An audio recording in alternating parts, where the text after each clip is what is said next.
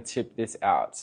One thing you might want to do, you have a little bit of a heavy highlight through that area, is you might just want to low light that out. So I'm actually going to do that first. I'm going to take that section away, just checking that it's not going to lay over the top too much. So I'm actually going to low light this entire piece. But then with the clear, I'm going to tip the ends out with it so I still have some form of connection. So I like to work backwards in a way in terms of like adding depth in. You can see here, right, you have kind of a layer happening through here. So it's shorter in this area and longer in this area. So you want to make sure that you don't take the low light to the same point in the whole section.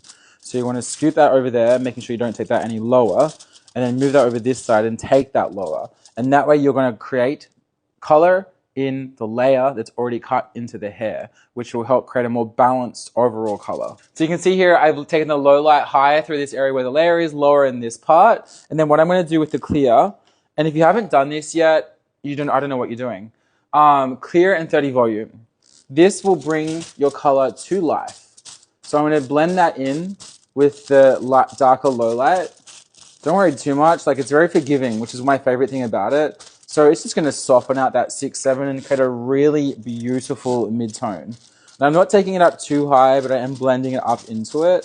So what we're going to do here is we have the bangs and then we have that layer throughout. So we're going to recreate that shape in her hair color by going higher at the front and lower towards the back. That means you want your tip out to be higher here, lower here, and that will help to mimic the shape you already have in the hair, which will completely elevate the overall results. So if you have a stronger or harsher layer, you can just turn the head over direct, and then it'll be a lot easier to capture that tip out in the foil.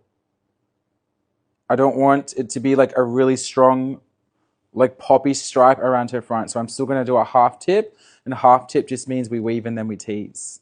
Okay, so that's our first one. Then we grab our second piece. Remembering you have a tip out in your low light too, so it's going to join everything together. So now that I've done the first two, I just keep making it lower the further I get. And remember, her neckline is joining her face frame.